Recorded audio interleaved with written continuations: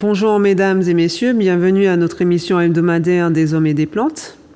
Alors aujourd'hui, juste pour clore effectivement l'émission de la semaine dernière sur le stress, je voulais effectivement vous montrer certaines plantes que l'on donne effectivement quand on est stressé.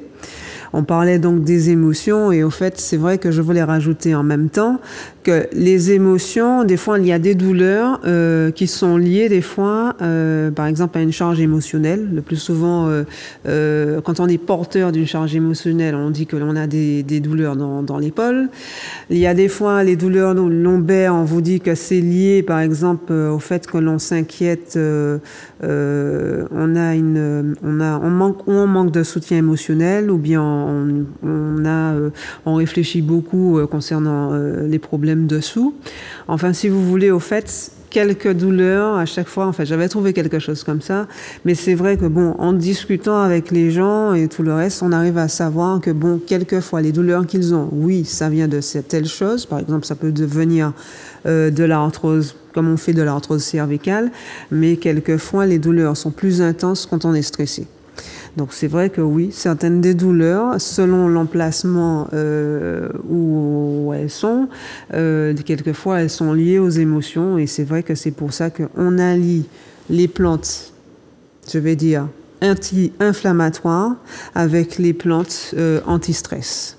Donc nous avions vu effectivement le rhodolia la dernière fois, on a parlé de l'herbe rêveuse, on a parlé aussi, qu'est-ce qu'on a parlé? Bon, on disait aussi qu'il y avait le desmodium, selon les personnes. Il y a le graviola, vous avez des fois la gentiane, vous avez la valériane, vous avez la chiretta aussi. Alors ces plantes-là qui sont très amères, on préfère les donner le soir. En même temps que bon, ce sont des plantes, si vous voulez, qui, voilà, ça c'est la chiretta. Donc ça c'est l'herbe, c'est la mère des amers, hein. Et c'est pour ça qu'il est préférable, avec l'herbe rêveuse, de donner ceci le soir. Mais pendant la journée, on donnera d'autres plantes, comme par exemple le griffonia. Alors voilà la suite de l'émission d'aujourd'hui. Certaines plantes, effectivement, que l'on voit, alors quelquefois ce sont aussi des aromatiques. Mais ce sont des plantes, dans les aromatiques, vous avez bien regardé qu'on parle souvent des bienfaits de ces aromatiques. C'est-à-dire que si vous voulez, ou vous pouvez les utiliser en tant qu'aromates, hein, comme le persil, le poivre, mais vous pouvez aussi les utiliser aussi en infusion. Les deux sont comment dirais-je, en fait, vous avez effectivement le même constat, vous arrivez à la même conclusion de ce que vous attendez effectivement de ce que la plante peut vous donner en vertu. Voilà. Donc, le griffonia, je ne sais pas si on peut le placer en image. Voilà. Donc ça, voilà la plante. Et puis, il y a aussi les gousses. Alors, elle fait partie, et c'est pour ça, donc, comme je disais tout à l'heure, que j'en parle, ainsi que d'autres plantes dont on va voir dans quelques minutes. Le griffonia, c'est parmi les plantes médicinales les plus chères. Parce que si vous voulez, alors, heureusement qu'une bonne partie de la plante présente à peu près les mêmes bienfaits, c'est-à-dire que donc le côté anti-stress, qui veut dire aussi qu'elle est bonne aussi pour perdre du poids. Elle permet de vous aider, de détendre votre humeur, par exemple.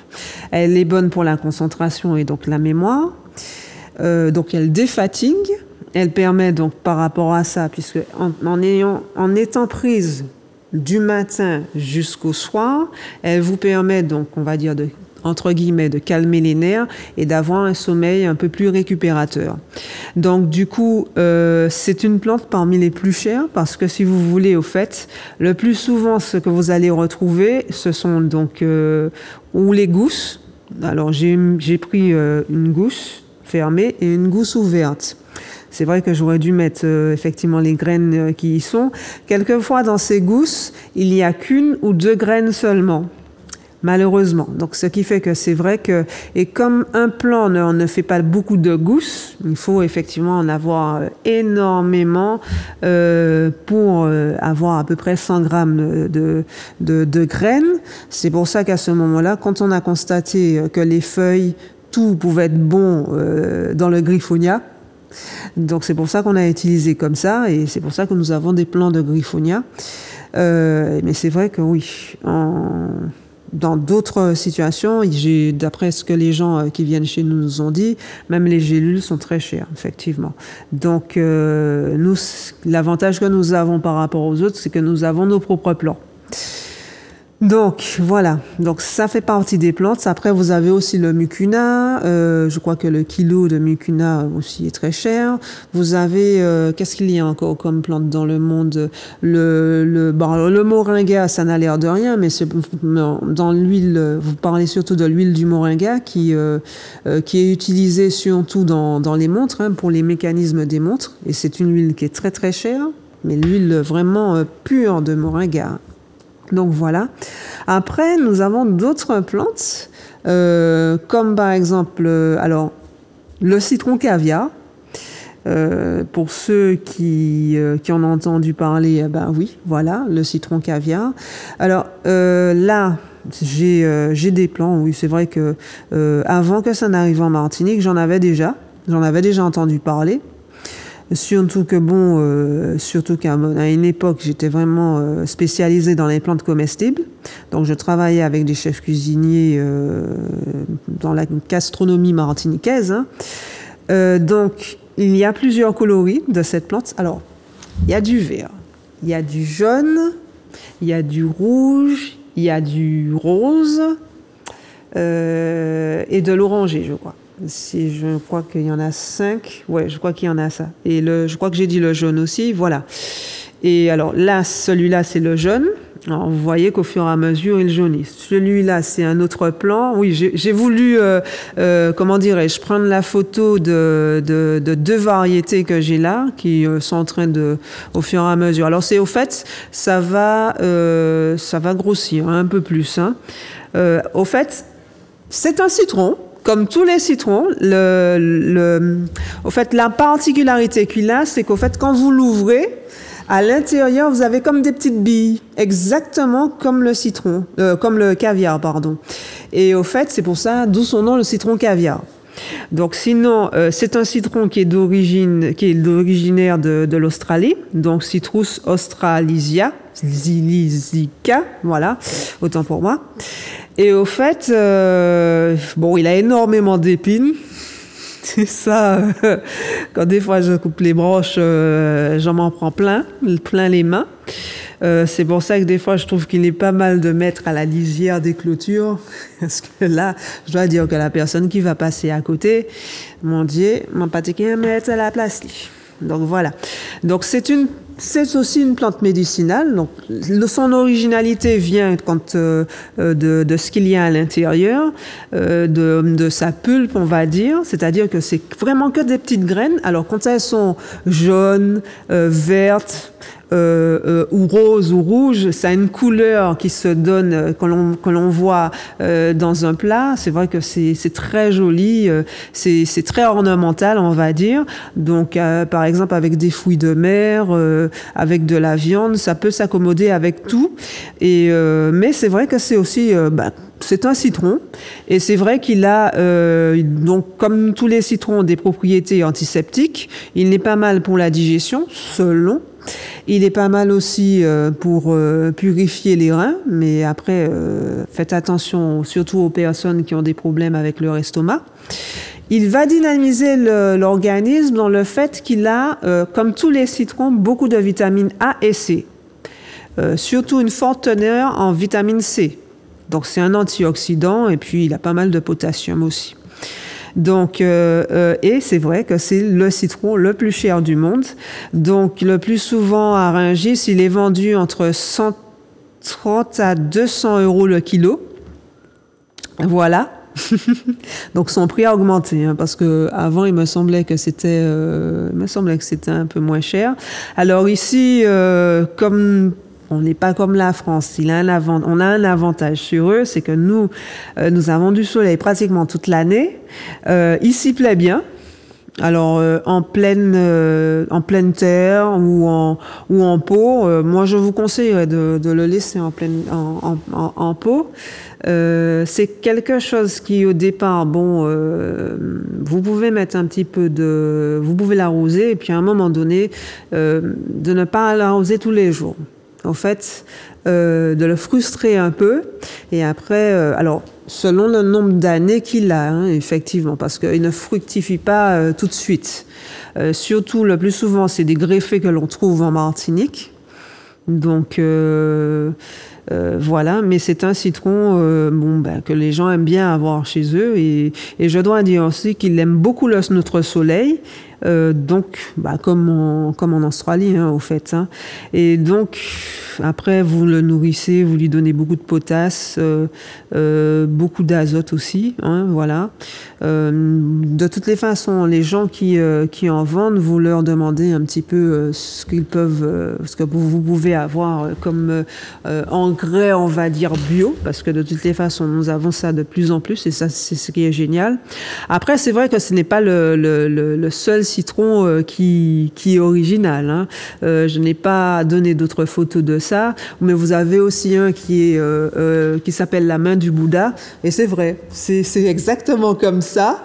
C'est vraiment une main, c'est très bizarre. Et au fait, au départ, c'est comme ça, et au fur et à mesure, cette main, on a l'impression qu'elle se détend. Tout simplement. Les gens aiment bien aussi parce que c'est très décoratif. Vous avez quoi encore comme citron donc c'est vrai que par rapport au citron caviar, il y a d'autres variétés un tout petit peu plus petits. On confond avec le citron caviar parce qu'il a une pulpe. Enfin, on va dire qu'il a des petites graines légèrement. Enfin, elles sont moins rondes que celles du citron caviar. Mais voilà. Après, c'est vrai que c'est trop tard. Je l'ai laissé dans le sac. Mais vous aviez aussi le combava, je pense qu'il est beaucoup plus connu que le citron caviar. Lui, alors, le plus souvent, les chefs cuisiniers préfèrent utiliser les feuilles qui sont très, très, très parfumées, qui sont mis dans des plats, mais aussi, vous pouvez les utiliser donc de la même manière, puisque vous avez remarqué qu'il a pas mal de propriétés. Et c'est vrai que mélanger, par exemple, avec des plantes diurétiques, comme le thé Yunnan, le repen, le dégonflé. On va dire, on peut utiliser un petit peu de menthe poivrée ou du nopal, par exemple, pour les gens qui ont besoin, qui grignotent, on va dire, un petit peu trop. Et c'est vrai qu'on vous fait rajouter un peu de citron parce que c'est vrai que non seulement il est diurétique, c'est vrai qu'il permet, je sais que les gens me parlent souvent, surtout en ce moment, je ne sais pas pourquoi, on me parle souvent de purge. On dit bien qu'on ne donne pas de purge, on vous donne quelque chose pour vous rafraîchir. Le citron peut effectivement être utilisé de cette manière. À ce moment-là, je vous conseillerais plutôt le soir dans un bol d'eau bouillie avec d'autres plantes comme le desmodium, enfin des plantes qui vous permettent de vous nettoyer un peu. Et c'est vrai qu'à ce moment-là, il permet de nettoyer le foie. Oui, nous avons quelqu'un. Allô, bonjour. Bonjour. Bonjour. Je vous écoute. Je vous écoute. J'avais une question avec les j'ai le rouge et le bleu. Vous avez le rouge et le noir? Le noir. Je vous entends très très loin. Ça passe mal. Vous avez bougé. Ça, c'est le portable, ça. Oui, le fond.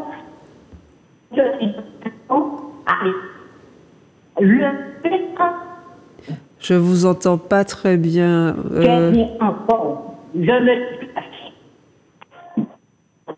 Oui. Allez-y. Allô? Ben c'est bien, ça veut dire qu'il y a pas mal de personnes quand même qui ont le citron caviar.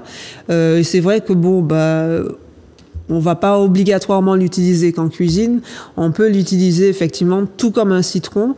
Et c'est vrai que par exemple, les gens qui font de l'anémie, si vous n'avez pas d'orange, vous avez ce citron, vous pouvez l'utiliser aussi, ainsi que d'autres citrons. Mais pourquoi ne pas allier quelque chose de joli à on va dire à ça. Et c'est vrai que bon, c'est un antioxydant, hein, le citron, donc c'est pas mal. Après, c'est vrai qu'il y a des gens qui ont des problèmes d'acidité. À ce moment-là, on va leur proposer autre chose. On va leur proposer, par exemple, de la chicorée anisée. Bon, je sais qu'il y a des gens qui n'aiment pas tout ce qui est anisé, mais ça dépend. Selon les cas, on va vous donner quelque chose, bien sûr. Après, pour les troubles de la digestion, puisqu'on va rester un petit peu sur le citron. Disons qu'on va aborder ça comme ça, parce que si vous voulez, ce que j'aime bien dans ce type d'émission, c'est de vous rappeler aussi ce qu'on faisait avant. Le citron, vous remarquez, on mettait des fois sur la viande ou le poisson, on macérait avec d'autres plantes comme par exemple le bois d'Inde, un peu de poivre et tout ça. Des fois le soir pour l'utiliser après le lendemain, comme ça prenait un très bon parfum. Et c'est vrai qu'en plus de ça, en fait, ça nous permettait d'avoir toutes les vertus de toutes ces plantes, au fait. Et ce sont certaines choses comme ça, que ça n'a l'air de rien, qu'on a perdu. On utilisait le gros thym aussi. Le gros thym, il faut pas oublier, c'est une plante médicinale. Le persil, c'est aussi un aromate, mais c'est aussi une plante médicinale. C'est bon pour la circulation. Elle aussi, elle a sa teneur en fer. Comme la menthe poivrée aussi. Vous voyez, il y a plein de choses qu'on peut utiliser, qu'on peut mettre effectivement dans nos plats ou comme ingrédient, ou comme par exemple quand on fait une salade, on peut mettre les feuilles de menthe par exemple, on peut mettre aussi des feuilles de persil. Rappelez-vous un peu ce que font les communautés arabes, le taboulé, c'est du persil. Alors ils ajoutent un petit peu une sauce à base de petits trucs de tomates et tout dedans. Ça c'est excellent. Et je dois dire aussi que le persil, mesdames, est très bon pour les cheveux. Il est très utilisé par exemple en Italie. Les gens, le plus souvent, et j'en connais un qui est d'origine italienne, qui le met souvent quand il fait des pâtes al dente. Il le met le plus souvent il met le persil effectivement sur les pâtes, en même temps que son huile d'olive, un petit peu de poivre. Non, il faut pas trop abuser, bien sûr, mais voilà. Mais c'est pour vous dire que c'est vrai que ça, je trouve que on perd tout ça. On est tellement pressé effectivement par le temps. On est dans un environnement où maintenant on est pressé pour tout et on ne fait pas les choses comme avant. On ne prend pas des fois le temps de manger aussi. Ça, c'est pas bon non plus parce qu'on est stressé. Mais on n'a même pas le temps donc d'apprécier le repas en fait. Donc c'est vrai qu'il faudrait revenir des fois à ces choses. Et c'est vrai que regardez le gros thym par exemple, on le mettait aussi. Et je suis sûre qu'il y a certaines personnes qui voient ce que je veux dire et j'aurais bien voulu, par exemple, que vous me dites qu'est-ce que vous en pensez. Est-ce que c'est ce que vous faites dans votre cuisine? Parce que ça aussi, c'est des bonnes choses. On mettait le gros thym, par exemple, dans le fouille à pain quand on faisait cuire le fouille à pain. On mettait ça aussi... oui, voilà, moi j'ai une variété de... Alors là, c'est le petit thym. Mais c'est vrai que lui aussi... Alors, il est utilisé en infusion, mais c'est vrai que c'est elle est c'est très ornemental, hein, avec ses petites fleurs blanches et tout ça. Maintenant, j'en vois de plus en plus, et ça, c'est ça qui est très intéressant. Très parfumé, autant, je dirais presque autant que le gros thym, mais le petit thym, on l'appelle, je crois, le thym bois aussi. Donc, c'est vrai que lui aussi, quand vous n'avez pas l'un, si vous avez l'autre, vous pouvez les utiliser. Le gros thym, vous avez deux variétés. Vous avez la variété verte, vous avez la variété blanche et verte, panachée, on va dire. Donc, c'est vrai que ça, par exemple, dans les lentilles, on en mettait, j'en ajoutais un petit peu de bicarbonate pour les gens qui ont des problèmes au niveau du plexus estomac, des problèmes de remontée acide. Après, vous avez donc des plantes, et là, c'est la suite de notre émission, une plante qu'on appelle plante au curry. Alors, qu'on appelle faux curry, ou plante au curry parce que, si vous voulez, elle a une odeur de curry pas possible. Voilà. À la voir, regardez bien, on dirait que c'est de la lavande. C'est vrai qu'on pourrait confondre les deux. Sauf que, si vous voulez, quand vous touchez la plante, alors là, vous avez une forte odeur de curry. Il y a dans certains plats, on utilise plus cette plante-là, comme moi-même je vois aussi devant ma petite caméra. On peut la remplacer. Si on n'a pas de curry, on peut l'avoir. Alors, cette plante-là, c'est vrai que celle-là aussi, je l'utilisais de cette manière en cuisine. Et c'est un jour que j'ai constaté que finalement, d'autres personnes la mettaient en plante séchée. Je me dis, mais attends, c'est quoi ça? Alors, j'ai regardé parce que c'est vrai que, comme je vous ai dit, comme tous les aromates, ce sont des plantes qui ont pas mal de vertus. Je me dis, Seigneur, comment on voit effectivement tout ça bagaille l'année? M'ont dit, c'est pas vrai. Effectivement, il y a l'huile. On fait de l'huile avec cette plante, de l'huile essentielle, parce qu'elle fait des fleurs jaunes. Alors, on l'appelle l'immortelle d'Italie. L'immortelle d'Italie à cause de ces fleurs qui, même séchées, ça reste jaune. C'est vrai que c'est très très beau. C'est une plante par exemple et on en trouve en Martinique. Pas inquiété que ça. Vous qu'à trouver en Martinique et mention en Guadeloupe aussi dans d'autres côtés. Donc ça qui fait que c'est vrai, ça fait un petit buisson léger, très joli comme vous pouvez le constater à l'image. Voilà, mais c'est vrai que c'est une plante. Ah là là, on l'appelle alors l'huile qui est faite avec, on l'appelle aussi l'huile du boxeur. Donc, quand je la regarde, je suis... c'est pas possible.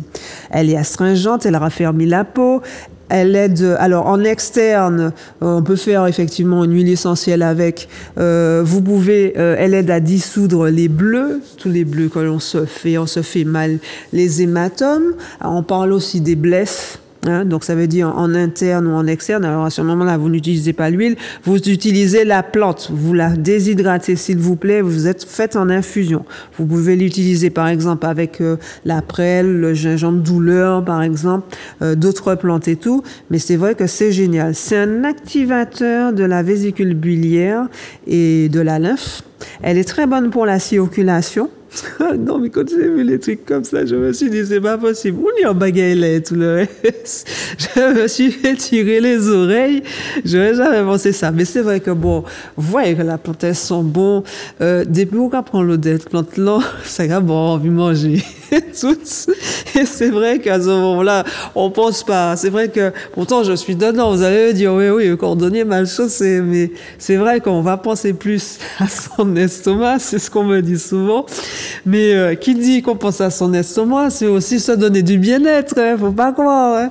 Donc du coup, mais cette plante, en même temps qu'on peut faire en infusion, je rigole parce que c'est vrai que ça me fait rire, elle est bonne aussi. Donc tous les problèmes de peau, en interne comme en externe, l'eczéma, pour les rhinites, pour les bronchites aussi. Au fait, c'est vraiment une plante. Je veux dire qu'elle a tellement de vertus. Alors, cette plante-là, c'est pas l'une des plus chères au monde, puisque ni son huile, mais c'est une huile qui est très efficace, puisque c'est vrai que les gens qui, par exemple, font de la boxe peuvent l'utiliser. C'est vrai que vous avez des fois des bleus, des trucs comme ça, des coups qu'on se donne et tout ça. Et c'est vrai que bon, les gens qui ont des jambes lourdes, des varices et tout, c'est vrai que ça, c'est pas mal. Quand vous faites des bosses, même les bosses émotionnelles, pour les rhumatismes, pour l'arthrose. C'est vrai que pour avoir un petit soulagement, vous pouvez faire une huile essentielle avec ça et c'est vrai que c'est pas mal. Mais aussi, en interne, en prenant la plante que vous déshydratez, bien sûr, alors pour plus d'efficacité, pour avoir quelque chose de bien à 100%, vous utilisez cette plante par exemple, comme je vous ai dit tout à l'heure, avec des plantes comme la prêle. Si par exemple votre douleur, alors le plus souvent les gens ils font des fois une sciatique, et ils n'ont pas soulevé quelque chose de lourd, mais des fois ce sont ce qu'on appelle des sciatiques nerveux. Vous voyez, on rejoint toujours le truc avec le stress, tout ce qui est émotionnel, et c'est vrai que vous voyez que la douleur ne part pas. On vous prescrit des séances de kiné, ça vous fait un peu de bien, mais c'est pas encore ça. C'est vrai que si vous avez quelque chose qui a été déplacé L4, L5, au fur et à mesure, ça se remet avec les séances de kiné et tout, surtout s'il il a bien fait le truc, donc ça va. Mais vous sentez quand même, il y a une petite douleur encore et tout ça. Et c'est vrai que bon, avec les douleurs liées aux émotions, c'est bien de prendre effectivement des plantes qui sont intéressantes, qui sont anti-stress. Comme effectivement on a vu tout à l'heure, l'herbe rêveuse, mais aussi vous pouvez rajouter notre hélicryse, hein, la plante au curry, hein, voilà. Alors, il y en a certains, comme je vous ai dit, qui l'appellent faux curry ou immortel d'Italie. Moi, je trouve que c'est pas mal, c'est très joli. Alors là, le mien, c'est vrai que on a eu une période où on n'avait pas d'eau, on ne sait pas pourquoi, il n'y avait pas d'eau à Cazenavire, mais c'est une plante qui, c'est difficile, hein, c'est difficile de la tuer, quoi. En plus de ça, heureusement quand même qu'il pleut quelquefois, mais voilà, quoi. Donc non, elle apprécie bien nos températures et je dirais même que c'est une plante qu'il faut avoir, on va dire, dans sa trousse de pharmacie, entre guillemets, de plantes médicinales. Elle a tout à fait comment dirais-je, elle a tout à fait sa place. Voilà. Donc, elle est bonne, je dirais, donc aussi pour les problèmes digestifs. C'est un purificateur sanguin. Donc, je dirais que c'est pour ça que je rajouterais avec, comment dirais-je, la griffe du chat et le gestram, et ça peut peut-être aider un petit peu pour le diabète. Pour les gens qui ont un diabète qui n'est pas tout à fait équilibré, mais qui sont obligés quand même de prendre des médicaments, vous pouvez associer cette plante aussi. Donc, c'est pour vous dire, franchement, non. Elle est bien. Elle est bien. Et pour une fois, je ne l'ai pas choisi que pour le repas. Voilà. Après, nous avons aussi, on peut mettre en image l'alote. Parce qu'il y a beaucoup de personnes qui m'ont demandé certaines choses là-dessus. C'est une variété de poivre. Et oui, je sais que c'est étrange. Et là, ce sont carrément les feuilles, People, l'alote, voilà. Alors oui, ça aussi, c'est une variété de poivre. Alors, celle-là, il y a plusieurs qui se ressemblent. Il y en a un qui a des piquants, c'est le poivre du Sichuan. Et il y en a un autre, c'est du poivre rose. Et vous avez un autre modèle dont j'oublie un peu le nom, mais dès que vous touchez la plante, vous avez cette odeur de poivre. Donc, c'est vrai que ce sont des plantes qui peuvent remplacer le poivre, sauf l'alote qui, je dirais, quand vous touchez les feuilles, ça a une odeur de... Ça, mon Dieu, c'est très parfumé. Ça a une odeur un peu de vanille, de mélange de vanille, cannelle et légèrement poivré, on va dire. Et au fait, dans les pays asiatiques, c'est surtout pour... ça sert un petit peu comme... vous savez, on fait les enroulades pour les nems ou les rouleaux de printemps. Ça peut servir de ça aussi. Mais c'est une bonne plante, effectivement, pour les gens qui ont des problèmes de digestion. Tous les problèmes digestifs et tout. C'est aussi un antioxydant, un petit antioxydant, hein, c'est pas le plus fort. Mais bon, bah, c'est une plante, au fait, donc je dis un coucou et merci. Donc les gens qui ont... c'était à l'époque où j'ai travaillé avec Gamme Vert. Donc c'est là où vous avez trouvé cette plante. Mais c'est vrai que beaucoup de personnes, puisque nous sommes en Martinique, nous avons plusieurs types de personnes. C'est vrai que vous trouvez beaucoup de personnes qui l'ont dans le qui font partie du peuple asiatique. Vous avez une autre plante en Martinique qui lui ressemble, mais qui n'est pas parfumée comme celle-ci. Et c'est vrai que je dirais que ce sont des variétés de poivre. Donc oui, on a plusieurs variétés de poivre. On a quelqu'un en ligne? Non? D'accord. Donc voilà. Qu'est-ce qu'il y a encore d'autres comme images? Je sais que j'en avais envoyé plein, parce que c'est vrai que comme on va finir effectivement sur les images que j'ai effectivement envoyées, donc c'est vrai que c'était pour expliquer, pour montrer effectivement des plantes qui ont pas mal de vertus et qu'on peut utiliser ou en infusion, ou effectivement dans les repas, vous avez la brisée, vous avez qu'est-ce que j'avais donné d'autre? Je sais que j'avais donné aussi des variétés de basilic, parce que n'oubliez pas que nous avons voilà, ça c'est la brisée. Nous avons aussi donc plusieurs variétés. On a plus de 60 variétés de basilic. Voilà, ça c'est le petit basilic, c'est un basilic citron. qui est très très bon en infusion. Hein. Dès que les gens ils sont grippés et tout le reste et tout ça, vous savez, la première chose à faire quand vous n'avez pas encore, c'est trop tard pour aller chez le médecin, des trucs comme ça, c'est des petites choses que vous pouvez prendre hein, chez vous, que vous avez chez vous, qu'il faut planter. Comme on vous dit effectivement, comme toutes les variétés de basilic, sauf peut-être il y a une variété qu'on appelle le basilic perpétuel, que je n'ai pas... Non, il y avait déjà trop de photos. Ce basilic perpétuel, même si vous ne coupez pas les fleurs, il reste là, il est toujours présent et tout. Il devient très très grand, hein, très très grand. Je dirais qu'il fait... Attends, je regarde ma taille. Ouais, quand même. Alors, il peut être quand même plus haut que moi. Ou à moins que j'ai pas fait attention. Ouais, il peut aller jusqu'à près de 2 mètres, hein, je dirais. Il est très très grand. Il est comme aussi un autre basilic dont que j'avais donné des photos. C'est un basilic africain. Alors on le confond avec le framboisin, mais la feuille n'est pas vraiment pareille, mais c'est vrai qu'il est très très gros, il a des feuilles très grosses, et au fait, lui aussi, il est très poivré. Alors dans certains endroits, on l'appelle aussi basilic poivré, parce qu'effectivement, ah ouais, vous frottez les feuilles, vous avez cette odeur de poivre. Et c'est vrai que donc, de la même manière que les autres basilics, c'est vrai qu'il est très bon pour la digestion. Il est pas mal aussi hein, dans un thé, dans une infusion qu'on va prendre pour se détendre un peu après le repas, par exemple. Hein. Vous pouvez l'utiliser avec l'hélicryse, la lotte. Un petit jus de citron, aïe aïe aïe, un petit peu de menthe, pourquoi pas. Donc puisque bon, là aussi on a une quarantaine de variétés de menthe, et c'est vrai que bon, ça détend beaucoup. Hein. Vous prenez quelque chose qui a une odeur un peu de rose comme le rhodolia et tout ça. Donc ça c'est la riclès, la menthe riclès. La menthe riclès, comme la riclès du même nom, hein, vous avez remarqué qu'on prenait souvent ces plantes, qu'on prenait ça, on buvait ça effectivement. Là, c'est la menthe vietnamienne. On utilisait ça le plus souvent quand on avait des problèmes de digestion, où on sentait que l'estomac était un peu surchargé.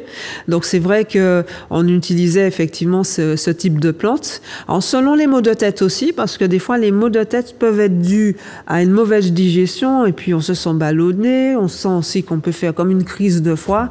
Ça dépendra de ce que vous avez mangé, pas obligatoirement quelque chose de frais, qui n'est pas frais, mais ou bien qui n'est pas très bien passé parce que vous avez trop mangé aussi, ou bien que certaines choses ne vous vont pas, puisque bon, ça encore c'est à voir. Vous voyez, il y a plein de choses auxquelles on va dire. Donc voilà, donc l'émission va se terminer. Parce qu'on me prévient déjà. Mais il y a plein de choses encore à dire et à découvrir. Donc je vous fais de gros bisous et je vous souhaite de passer un bon week-end. Je vous dis à bientôt. Au revoir.